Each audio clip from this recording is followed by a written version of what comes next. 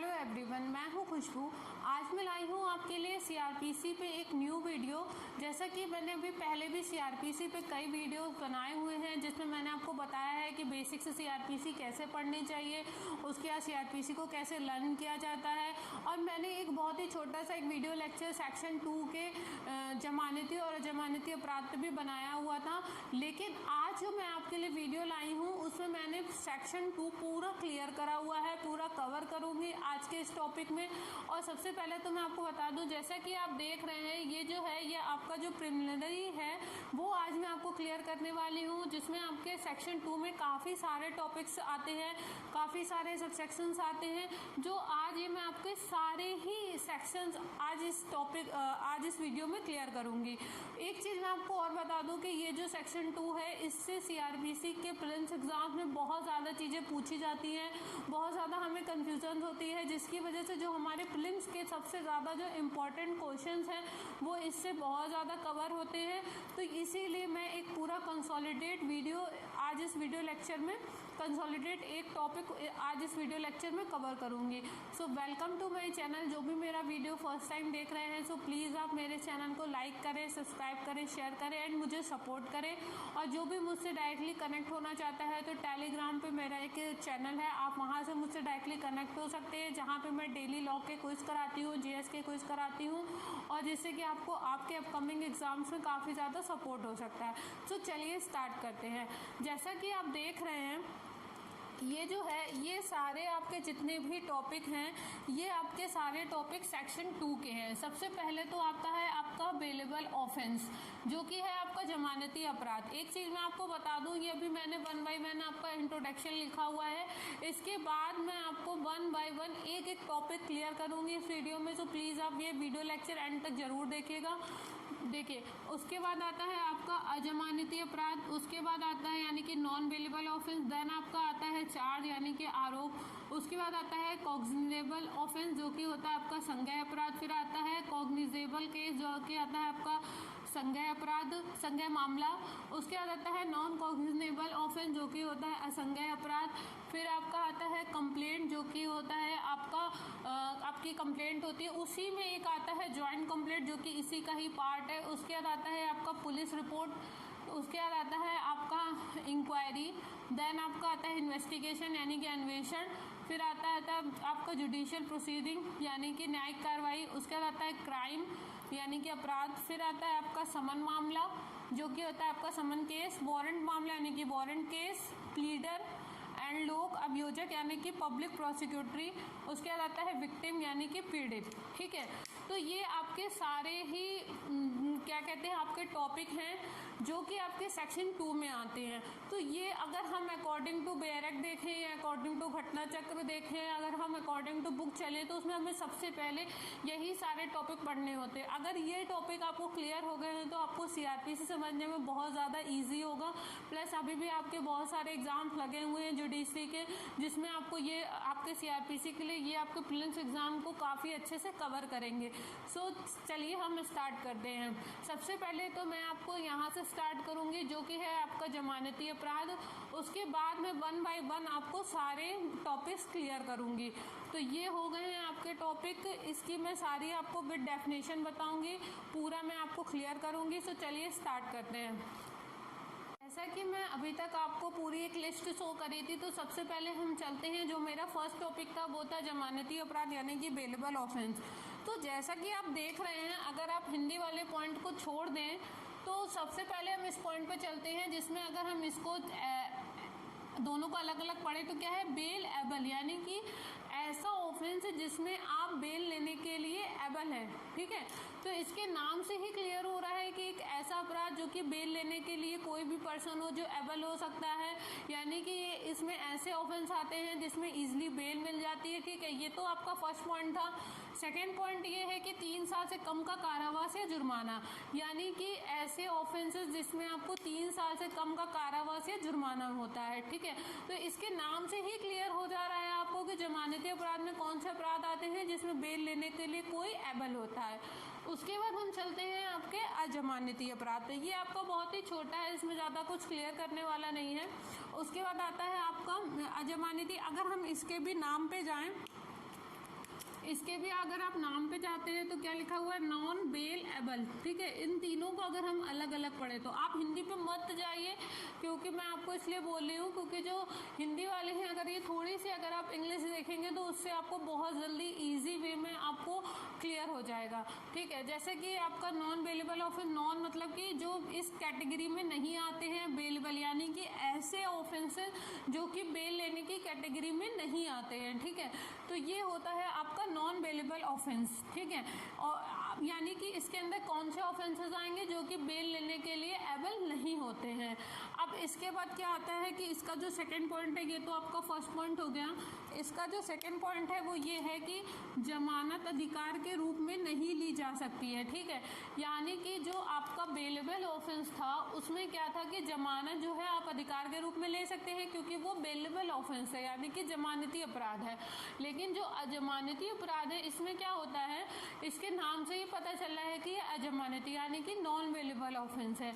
तो इसमें आप क्या कर सकते हैं, इसमें आप जमानत जो है अधिकार के रूप में नहीं ली जा सकती। दैट्स मीन इसमें प्रॉपर एक जजमेंट होगा, इसमें जज एक प्रॉपर जजमेंट सुनाएगा, इसमें प्रॉपर एक ऑर्डर होगा, यानी कि ये सारी चीज़ें किस पे डिपेंड करती हैं, जज पे डिपेंड करती हैं। ठीक है, इसमें आप एक नोट कर लीजिए, जो बात है वो क्या है, इसमें सारी चीज़ें किस पे डिपेंड करती हैं, जज पे डिपेंड करती हैं। अब अगर हम इसी से ही 3 और पॉइंट क्लियर करना चाहें तो हम बहुत ही ईजी वे में क्लियर कर सकते हैं। जैसा कि मैंने अभी पीछे जो पॉइंट बताया था उसमें आपका क्या क्या था, cognizable offence, non cognizable offence और प्लस आपका कॉग्निजेबल केस। ठीक है, तो ये चीज़ें भी अगर हम इनसे कनेक्ट करें तो हमारे इजी वे में आपके पूरे 5 टॉपिक ईजिली क्लियर हो जाएंगे। अब हम वो देखते हैं कि वो कैसे क्लियर होंगे।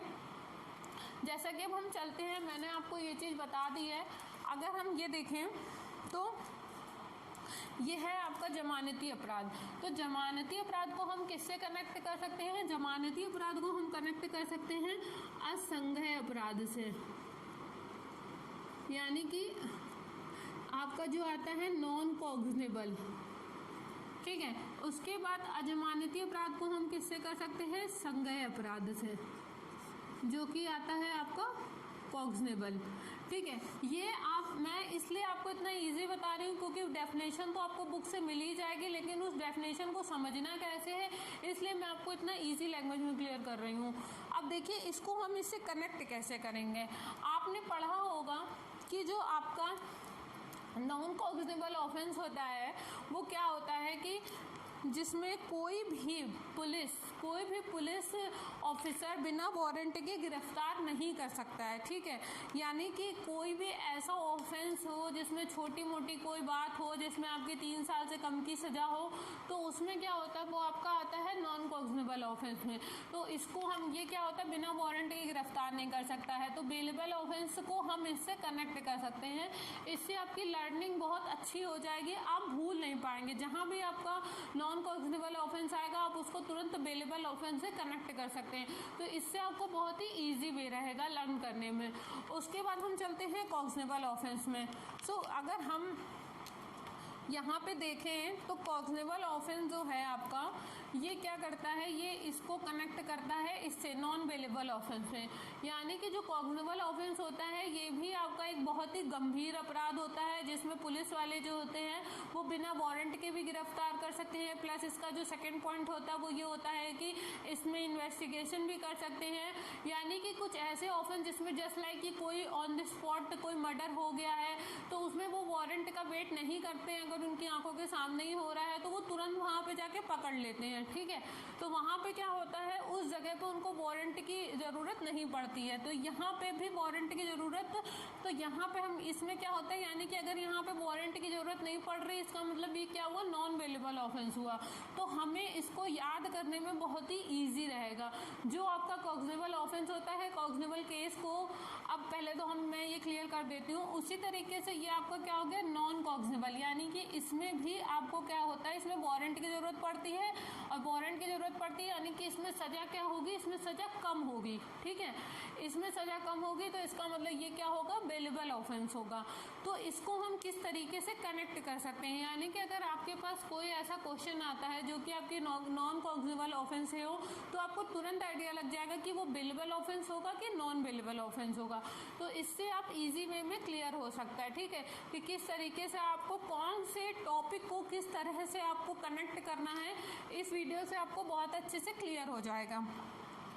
तो जैसा कि अभी तक मैंने आपको बता दिया कि बेलेबल ऑफेंस को हम किस तरीके से नॉन कॉग्निबल ऑफेंस से कनेक्ट करते हैं, कॉग्निबल ऑफेंस को किस तरीके से नॉन बेलेबल ऑफेंस से कनेक्ट करते हैं। उसके बाद हम आते हैं आपके कॉग्निबल केस पे। ठीक है, जो आपका कॉग्निबल केस होता है, कॉग्निबल ऑफेंस में जो आपका कॉग्निबल केस होता है, यानी कि आपका संज्ञेय मामला वो होता है जिस मामले पे एक तरीके से इन्वेस्टिगेशन होता है। ठीक है, यानी कि संज्ञेय मामला आपका कौन सा हो गया है, जिसमें आपके वारंट के बिना भी गिरफ्तार किया जा सकता है। ठीक है, लेकिन उसमें एक केस बनता है ना, उसमें प्रॉपर एक मामला होता है ना। वो अपराध एक अलग चीज हो गई, मामला अपराध तो वो चीज हो गई जो गठित हो गई। ठीक है, मामला क्या होता है, जिसमें प्रॉपर एक इन्वेस्टिगेशन होता है, प्रॉपर एक रिपोर्ट लिखी जाती है, तो वो आपका क्या होता है, संज्ञेय मामला होता है। ठीक है, तो इसको भी आप किससे कनेक्ट कर सकते हैं, इसको भी आप कनेक्ट कर सकते हैं नॉन बेलेबल ऑफेंस से और प्लस कॉग्निबल ऑफेंस यानी कि संज्ञेय अपराध से। ठीक है, तो ये आपके जो है 5 टॉपिक क्लियर हो चुके हैं। अब हम चलते हैं अपने नेक्स्ट टॉपिक पे। तो जैसा कि मैंने आपको क्लियर कर दिया है, आपके 5 टॉपिक क्लियर हो गए हैं। उसके बाद हम चलते हैं अपने नेक्स्ट टॉपिक पे, जो कि है आपका चार्ज। ठीक है, चार्ज क्या होता है, यानी कि आरोप। अब आपको इसके नाम से ही समझ में आ रहा होगा कि आरोप क्या होता है, लेकिन हम इसको सीआरपीसी में किस तरह से डिस्क्राइब करते हैं, अब हम उसको समझेंगे। देखिए, सबसे पहला पॉइंट तो अगर हम ये देखें कि आरोप क्या होता है, जैसे कि कोई ए पर्सन है, उसने क्या किया, बी को मारा। ठीक है, बी को क्या किया है, मारा है। ठीक है, तो बी ने क्या किया, अगर वो इसके खिलाफ कंप्लेन करेगा, बी गया सीधे पुलिस स्टेशन में। ठीक है, बी गया सीधे पुलिस स्टेशन में, उसने क्या करी, कंप्लेन। ठीक है, तो कंप्लेन करी, उसके बाद इसने क्या आरोप लगाया है इसके ऊपर, इसने ये आरोप लगाया है कि इसने इसको मारा है। ठीक है, तो उस आरोप को जब उसने ये आरोप लगाया, उसने कंप्लेन करी, उसके बाद जब उस पर कोई इन्वेस्टिगेशन हुआ तो ये फाइनल हो गया, तो उस पर क्या हुआ, एक वो आरोपी सिद्ध हो गए, यानी कि एक आरोप लगा है। कि जैसे कि अभी मैं एग्जांपल दूं तो क्या चल रहा है कि आप अक्यूज हम किसको बोलते हैं, जिस तरीके से अभी आप देख रहे हैं न्यूज़ में चल रहा है आपको कि सुशांत को किसने मारा है। ठीक है, और रिया चक्रवर्ती पे आरोप लगे हैं, तो चार्ज लगा हुआ है। ठीक है, लेकिन अभी वो प्रॉपर तरीके से आरोपी सिद्ध नहीं हुई है, लेकिन उन पे क्या लगा है, चार्ज लगा हुआ है। तो वही चीज क्या होती है, आपकी आरोप होती है। ठीक है, उसके बाद हम चलते हैं कंप्लेंट में। कंप्लेंट क्या होती है, कंप्लेंट आपकी वो होती है जैसे कि कोई भी पर्सन जिसने क्या करा, ये तो इसने आरोप लगाया, ठीक है, उसने उनको मारा। अब उसके बाद क्या होता है कि आरोप को किस तरह से, मतलब कि आप किस तरीके से रिटर्न में किस तरीके से करोगे। तो जैसे कि कोई पर्सन ए है, वो गया और उसने क्या करा कि जब उसने अपने सारी प्रॉब्लम बताई कि उसके साथ क्या क्या हुआ है, तो उसको या तो वर्बली या तो रिटर्न में कहीं भी लिखा जाता है। ठीक है, तो वो क्या होती है, कंप्लेंट होती है, यानी कि या तो मौखिक रूप में या फिर लिखित। ठीक है, यानी कि या तो वर्बल या तो रिटर्न, यानी कि 2 तरह से जब भी कोई कंप्लेंट जो है वो लिखी जाती है, यानी कि अपनी बात जाहिर करी जाती है कि क्या क्या हुआ है, क्या क्या उनके क्या क्या प्रॉब्लम्स हैं, तो जो भी लिखा जाता है मजिस्ट्रेट को, तो वो आपकी क्या होती है, कंप्लेंट होती है, यानी कि जो मौखिक हो या लिखित, 2 तरह से होती हैं। ठीक है, तो ये होता है आपका कंप्लेंट। अब उसके बाद इसी में एक चीज़ और आती है, आपका ज्वाइंट। अब ज्वाइंट कंप्लेंट क्या होता है, इसके नाम से ही आपको पता चल रहा होगा कि ज्वाइंट कंप्लेंट वो होती है कि जिसमें आपको एक या एक से अधिक लोग, ठीक है, जिसमें क्या होता है एक या एक से अधिक लोग जो होते हैं वो कंप्लेंट लिखते हैं, जो कि वर्बल भी हो सकती है और रिटन भी हो सकती है, ठीक है। तो अभी तक आपके कितने टॉपिक क्लियर हो चुके हैं? अभी तक आपके 7 टॉपिक क्लियर हो चुके हैं, जिसमें आपका बेलेबल ऑफेंस और non bailable offence, cognizable offence, non cognizable offence, cognizable case, आपका चार्ज और आपका कंप्लेंट, ठीक है। तो ये आपके 7 टॉपिक क्लियर हो चुके हैं। अब हम चलते हैं अपने नेक्स्ट टॉपिक पे, हम देखते हैं अपना नेक्स्ट टॉपिक क्या है, जो कि आपके टोटल टॉपिक हैं, आपके 17 टॉपिक हैं, ठीक है, जिसमें कि मैंने अभी तक आपके 7 टॉपिक क्लियर कर दिए हैं। तो अब हम चलते हैं अपने नेक्स्ट टॉपिक पे। हमारा नेक्स्ट टॉपिक है जो कि है आपका पुलिस रिपोर्ट, इंक्वायरी और इन्वेस्टिगेशन, ठीक है। तो अभी तक हमारे जो मैं चल रही हूँ 1 बाय 1 चल रही हूँ, अगर मैं कहूँ तो अकॉर्डिंग टू मैं घटना चक्र आपको बता रही हूँ, क्योंकि जिससे कि आपको बहुत अच्छे से क्लियर हो जाएगा, ठीक है। और कभी कभी ऐसा होता है कि बेरक्टी की लैंग्वेज नहीं क्लियर होती है, तो इसी वजह से मैं 1 बाय 1 चल रही हूँ, जिसमें बुक में भी थोड़ी सी टफ लैंग्वेज होती है। तो जो कि हमारा अब नेक्स्ट टॉपिक है वो है पुलिस रिपोर्ट, ठीक है। पुलिस रिपोर्ट क्या होती है, अब हम चलते हैं सबसे पहले से स्टार्टिंग से देखते हैं। एक छोटी सी चीज़ मैं आपको दिखाती हूँ। ए है, ठीक है, उसने क्या करा,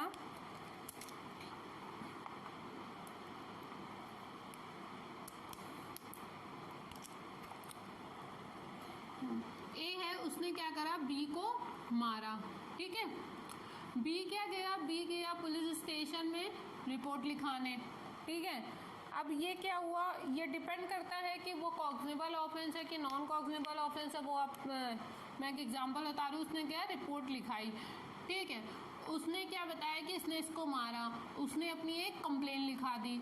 उसके बाद क्या हुआ कि पुलिस ने क्या करा, इसकी पूरी कंप्लेन लिखी, सब कुछ किया। आपको पता होगा कि 24 आवर्स के बाद पुलिस को एक रिपोर्ट जो है मजिस्ट्रेट को देनी होती है, कि जो एक उसका मेन ऑफिसर होता है किसी भी थाने का, जिसको हिंदी में बाहर साधक अधिकारी बोला जाता है, वो क्या करता है मजिस्ट्रेट के सामने एक रिपोर्ट तैयार करके देता है, ठीक है, कि उनके थाने में कौन कौन सी कंप्लेन आई थी, कौन कौन सी रिपोर्ट लिखाई गई थी, कि उनके साथ क्या हुआ क्या नहीं हुआ, वो डिपेंड करता है कि कौन सा अपराध था, ठीक है। तो वो क्या करता है, पुलिस क्या करता है, मजिस्ट्रेट के पास एक रिपोर्ट देता है, ठीक है। तो जो पुलिस मजिस्ट्रेट के पास एक रिटर्न में रिपोर्ट तैयार करता है, वही हमारी क्या कहलाती है, पुलिस रिपोर्ट कहलाती है, ठीक है। तो आपको एक क्लियर हो गया होगा कि कंप्लेंट और पुलिस रिपोर्ट क्या होती है। इसमें सबसे ज़्यादा कंफ्यूजन होता है कि कंप्लेंट और पुलिस रिपोर्ट क्या होती है। तो कंप्लेंट इसीलिए ही मैंने पहले ही क्लियर कर दिया। उसके बाद पुलिस रिपोर्ट क्या होती है कि ए ने बी को मारा, बी गया पुलिस स्टेशन में, उसने रिपोर्ट लिखाई। उसके बाद उसने जो मजिस्ट्रेट के सामने जिस रिपोर्ट को पूरा प्रेजेंट करा, जो भी उनके रूल्स होते हैं, जिस तरह से भी प्रेजेंट किया जाता है उस तरीके से प्रेजेंट किया, तो वो रिपोर्ट क्या कहलाती है, आपकी पुलिस रिपोर्ट कहलाती है, ठीक है। अब हमारे देखिए ऑफेंस भी हो गया, ठीक है, रिपोर्ट भी लिख गई, मजिस्ट्रेट के सामने भी चली गई। अब आता है इंक्वायरी, ठीक है। अब होता है इंक्वायरी। इंक्वायरी क्या होती है, कोई भी ऑफेंस जो कि हुआ होता है, ठीक है,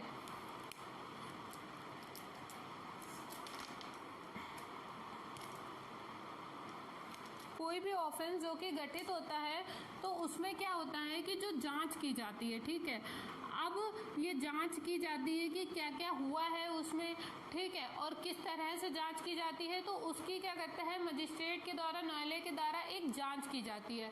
तो वो आपका किस में आता है, इंक्वायरी में आता है। आपका किस में आता है, इंक्वायरी में। उसके बाद आता है आपका इन्वेस्टिगेशन। इन्वेस्टिगेशन क्या होता है कि अब रिपोर्ट लिख गई, आपकी इंक्वायरी हो गई, अब हमें क्या करना है कि जब भी कोई जो भी अपराधी होगा उसको क्या करा जाता है, कोर्ट में प्रेजेंट किया जाता है, ठीक है। अगर कोई भी अपराधी है जो कि कोर्ट में प्रेजेंट हो रहा है, ये बी है जो कि कोर्ट में प्रेजेंट हो रहा है, तो अब इसके लिए हमें क्या चाहिए होगा, अगर ये सच में एक्यूज्ड है, ठीक है, अगर ये सच में ऑफेंडर है, अपराधी है, तो हमें क्या करना होगा, इसके अगेंस्ट एविडेंस कलेक्ट करना होगा, ठीक है। तो जो एविडेंस जिस तरह से कलेक्ट करा जाता है उसे ही क्या बोला जाता है, इन्वेस्टिगेशन, यानी कि हिंदी में बोला जाता है अन्वेषण। अभी किसी भी अधिकारी के द्वारा कलेक्ट किया जा सकता है, तो यही क्या हो जाता है, हमारा इन्वेस्टिगेशन हो जाता है, ठीक है। तो ये आपको क्लियर हो गया होगा कि पुलिस रिपोर्ट, देन उसके बाद इंक्वायरी, देन उसके बाद इन्वेस्टिगेशन। अब ये डिपेंड करता है कि न्यायालय किसको चूज करता है, मजिस्ट्रेट किसको चूज करता है इन्वेस्टिगेशन करने के लिए, लेकिन इसका जो एक बेसिक रूल होता है वो होता है एविडेंस कलेक्ट करना। ठीक है, तो ये थे अभी तक के हमारे कुछ टॉपिक। अब हम चलते हैं अपने नेक्स्ट टॉपिक पे, जो कि अभी आपके 7 टॉपिक रह गए हैं।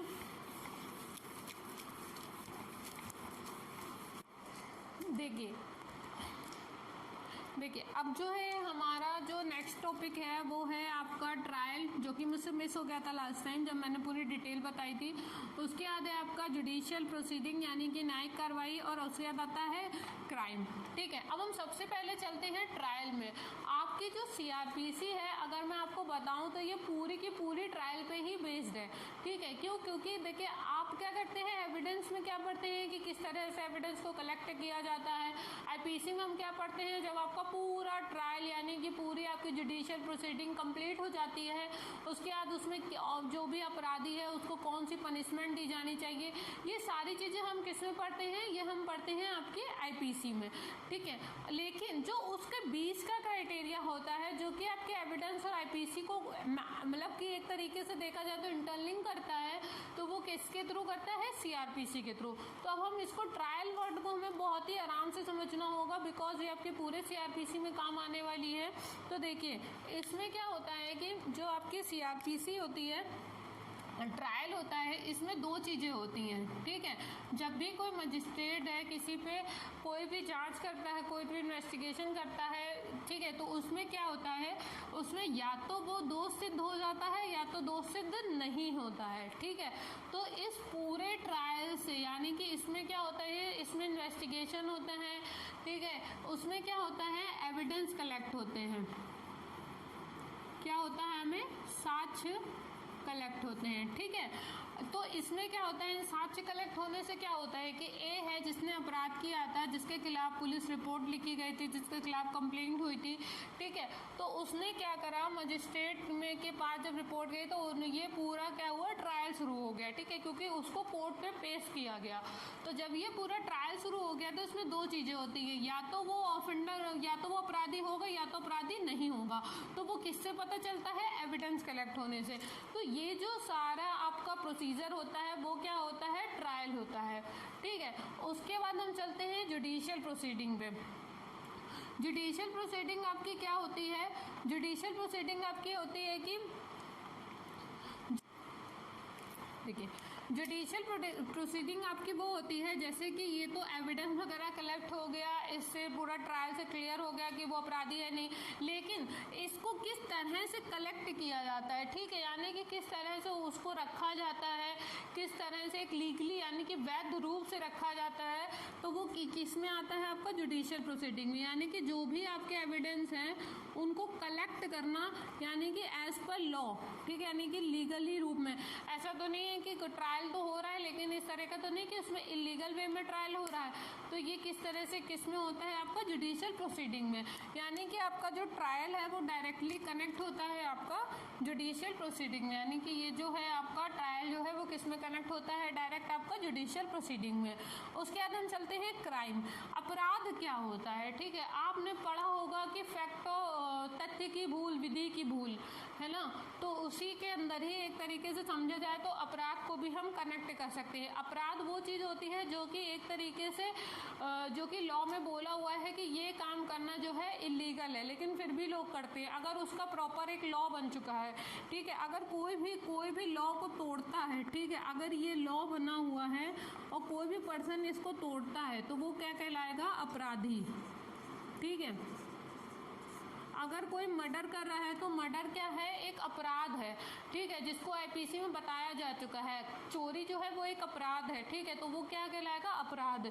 क्यों, क्योंकि अगर कोई चोरी करता है तो क्या होगा, अपराधी। अपराधी क्यों कहा जाता है, क्योंकि वो आईपीसी में पहले ही बता दिया जा चुका है कि वो एक अपराध है।